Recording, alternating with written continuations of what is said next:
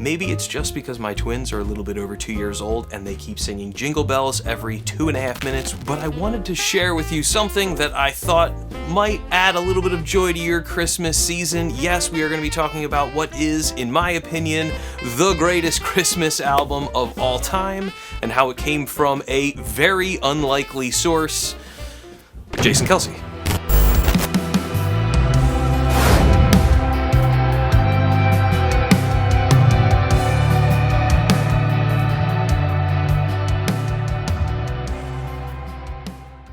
There's just something about living in the Northeast in the United States that makes you care about sports way too much.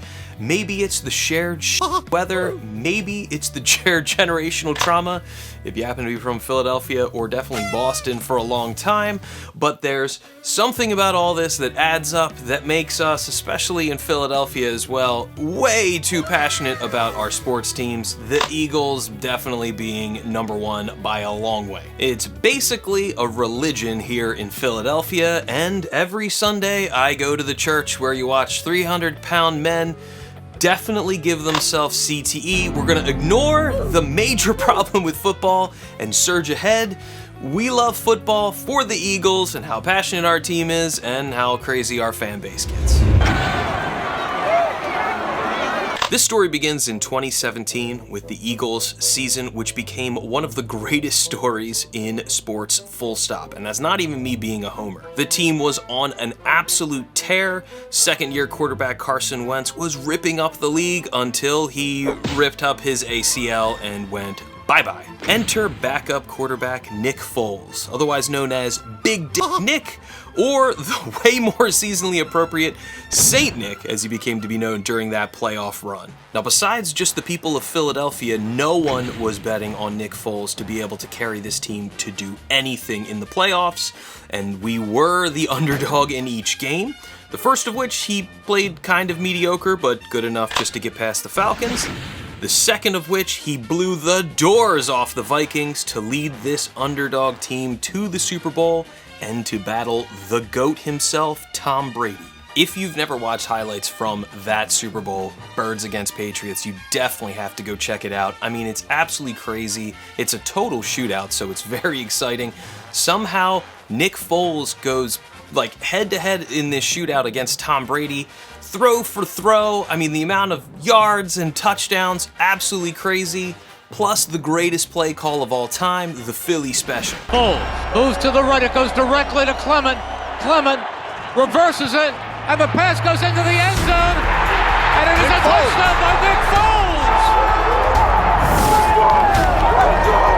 And the pass goes into the end zone, and it is a touchdown by Nick Foles! The second half of this game was just as crazy. The Patriots came back, they took the lead, the Eagles came back, and they took the lead, and then it came down to the wire, where Brandon Graham managed to get the strip sack on Tom Brady. I mean, this game was crazy. It was so freaking good.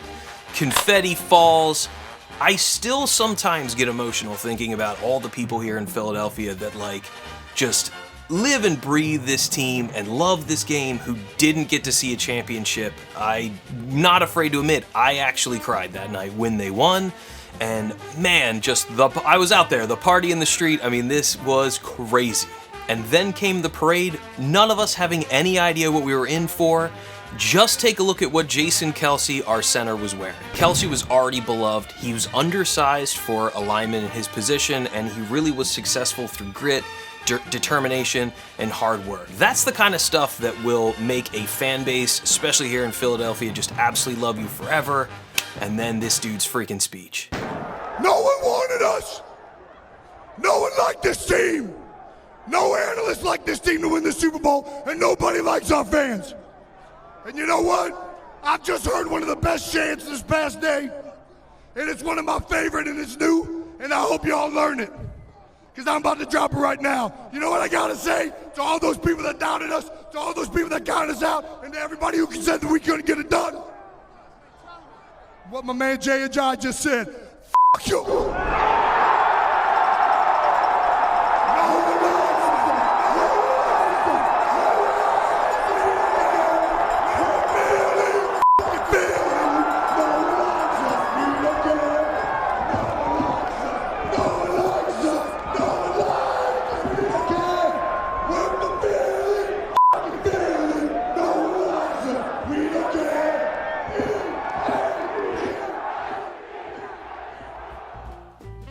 Okay, I know. Enough about football, we're gonna get to the music. So fast forward to 2022, Jason Kelce announces that he's formed a band with linemen Jordan Mailata and Lane Johnson, and that they're calling themselves the Philly Specials. You get it, right? It's the play from the Super Bowl. Pairing with Charlie Hall from the band The War on Drugs, the album that they're releasing is going to be called A Philly Special Christmas. I wonder how many times they're going to manage to shoehorn the word special into this little side project. Now, I was definitely thinking, and you wouldn't be crazy for thinking, this might be a bad idea, right? You're beloved, in town, mummer's outfit, speech, Christmas album. Man, if this is bad, but damn, this shit slaps. Now, I know I can't completely take off my Homer jersey here, but looking at the album pretty objectively, you'd be surprised how well arranged the album is, how well produced, mixed, and mastered this album is, and how solid just the overall instrumentals are. And the vocals. First, Jason Kelce. He sings like a drunk lumberjack, which is exactly what he actually was. He's not good, but he is legitimately trying. He actually took vocal lessons, and the charm is off the charts here. It is in the spirit of Christmas. And then Lane Johnson. Dude, this guy's got a full-on baritone country voice. It is not my thing. I'm a metal guy, and I do this.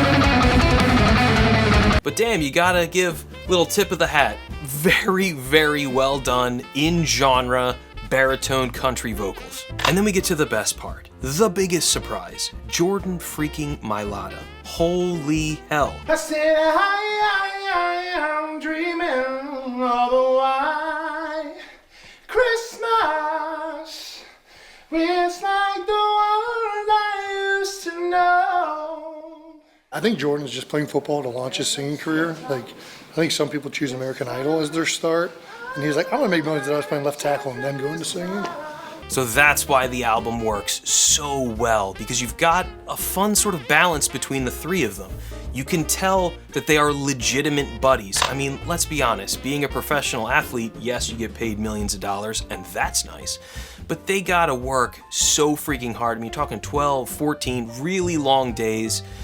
In the case of football, they are actually putting their life and definitely their brains, unfortunately, on the limb for this basically gladiator sport. You can tell these guys are quite literally in the trenches together. There is serious chemistry going on here, and there is actual musical talent that you would not expect coming from NFL linemen. It's not from Jason, although I love Jason singing because it's just fun. But like, Jordan Mailata is legitimately a very talented vocalist. Who knew? Now, Christmas of 22 was a very special time of year for me as well, because after a long journey that I will not get into, my wife became pregnant with our twins, which was both simultaneously amazing and also shit your pants terrifying, because how are we gonna pay for twins? Which is a good plug. Like and subscribe if you're digging the video. Support always helps. As if that wasn't already enough, the Eagles went on a tear that postseason, deep into the playoffs, make it to the Super Bowl, where it's a matchup against longtime Eagles head coach Andy Reid, who could never get the job done here in Philly, against Jason's brother Travis, who wasn't really well known because he's not dating Taylor Swift yet at this point. Very strange game. Eagles are up. It's almost going to be a blowout. Our new second-year star quarterback, Jalen Hurts, fumbles the ball in the end of the first half. That kind of ends up costing us the game, because I guess this is Negadelphia and we just can't have nice things. And then worst part, because we lost, we never get Jason's second Super Bowl victory speech. I know he talked a ton about still having the mummer's costume tucked away.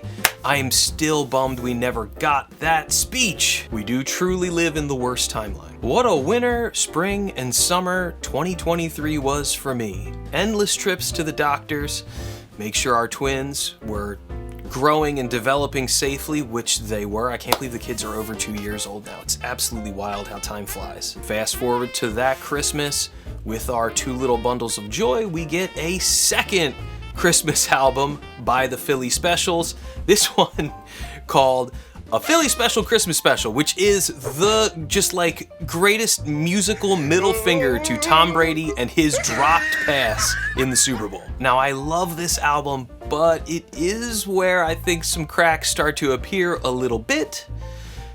He brought Travis in on the album. Travis's performance on A Fairy Tale in Philadelphia, which is obviously a spoof on A Fairy Tale in New York, which actually happens to be one of my favorite Christmas songs ever. I guess he like missed the memo about, especially this song, like you sing it like you're a drunken sailor, right? Channel your inner Jason Kelce, but instead he sings it like really straight, really flat, like a choir boy. They've got cars big as bars, they got rivers of gold, but the wind goes right through you, no place for the old. Add to that, Jason decided to write his own Christmas song, which I absolutely love that idea on the surface, but they went with a ballad, which I love Jason, but yeah, a ballad probably wasn't the right choice, right? Like his shtick, what makes it work so well on these albums is the drunken sailor, lumberjack, sing like a freaking football player, have high energy bit. And that's not what this song is. So with the combination of Travis showing up and then his ballad, there's a couple cracks starting to show. And they get a little even more adventure. This album is like straight up kooky actually, because then there's Dominick the Donkey. And then this is where the album absolutely crushes. This is where they took a chance and it totally works. Pair of shoes for Louis and a dress for Josephine. The label on the inside says it's made in South Philly. Hey, jiggity jing. It's Dominick the Donkey, jiggity jing. The Italian Christmas donkey. This track is a complete masterpiece. The production is absolutely amazing. Jason Kelce, full-on drunk lumberjack again, the vocal compression, recklessly aggressive and oversaturated. There's like donkey noises in the song. This thing is so freaking silly, but it's so freaking good. Apparently this song is some like Italian-American South Philly Christmas song that I had definitely never heard of before.